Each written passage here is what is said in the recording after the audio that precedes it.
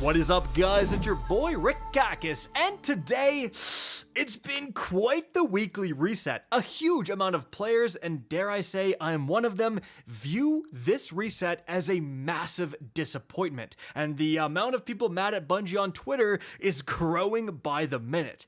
However, for certain people, and I would say free-to-play accounts or people who don't own all of the DLCs, this could be one of the biggest boosts to your account because of what happened this reset. Now, how the heck are both of those things possible? Well, let's get started. Now, everyone logged on and were greeted with this pop-up message that you can continue your fight against the Spire of the Watcher dungeon. What do you mean by that, Bungie? What do you mean by continue? And sure enough, as you can see, Spire of the Watcher is the featured Rite of the Nine dungeon again.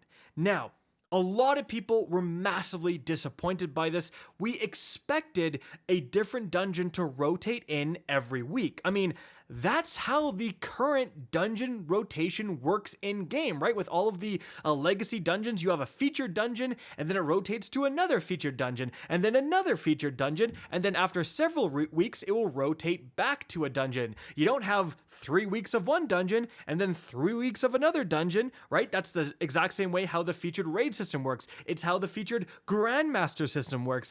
And also, there's this clip from the Bungie livestream of them seemingly indicating this. Yeah. That's indicating that during the week that we have this set for, Spire is the featured dungeon. So there's going to be one of these 3 dungeons featured during each week of the event on a sort of rolling basis. Okay. So they themselves are talking about a new dungeon each week, or at least that's clearly how people have taken it. Right now, there's a massive amount of confusion in the community. Bungie tweeted tanks and brigs 300 times over the weekend, but can't be bothered to clarify exactly, what is going on and make a clear and concise tweet about, hey, it is 3 weeks of Spire and then 3 weeks of another dungeon. So right now, as I'm recording this, we've heard nothing directly from Bungie.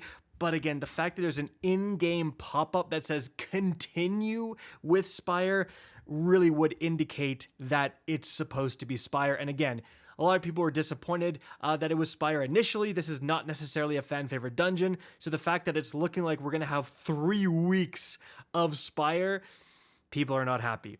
Oh, and by the way, if you're thinking, well, Spire isn't that bad, well, they added the short circuit modifier for this week, so you have to constantly move or else you'll lose health.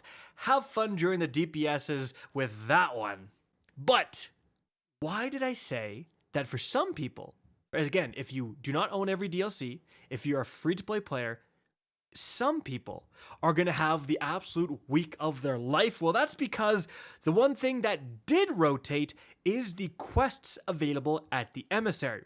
So as you can see right here, one quest will give you a holofoil liminal vigil. We'll talk about that specifically in a sec.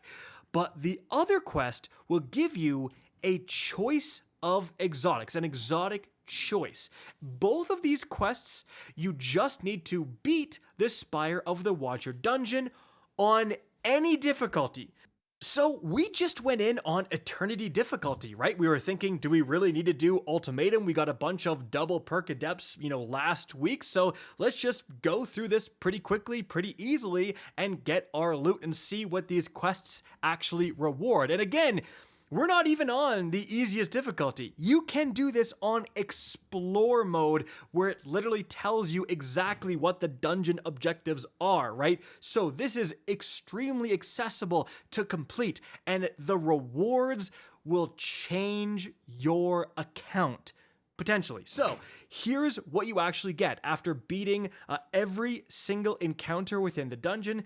You can see here, we defeat the final boss. We get the rewards for doing so. By the way, guys, a lot of people kind of don't know this. As you can see, you can get double perks on normal rarity guns from Eternity mode. So if you do not care about adept mods on your weapons, you just want the double perks for, more god rolls, you might want to farm Eternity difficulty.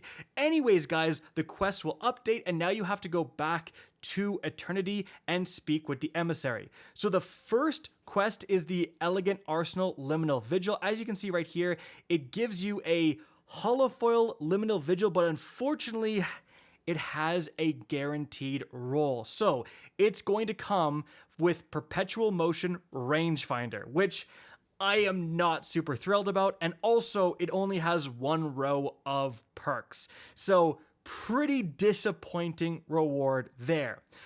But the other quest, called Ritual Initiation, will give you a choice between, first of all, the Hierarchy of Needs, which is the exotic bow from the Spire of the Watcher dungeon, or you can pick the Navigator, which is the exotic trace rifle from the Ghosts of the Deep dungeon, or you could pick the Galahorn Catalyst, which is a reward for doing like a special run of the Grasp of Avarice dungeon. This is probably the most unusual one because the Grasp of Avarice isn't even a featured dungeon within the Rite of the Nine, right? You have Prophecy dungeon missing here, but I guess that's because Prophecy doesn't have an exotic weapon tied to it. But again, this is massive if you are someone who doesn't have access to these rewards, right? First of all, for the dungeon exotics, like if you're missing the Navigator, this is a great pickup. Like it is a very powerful weapon. It can shoot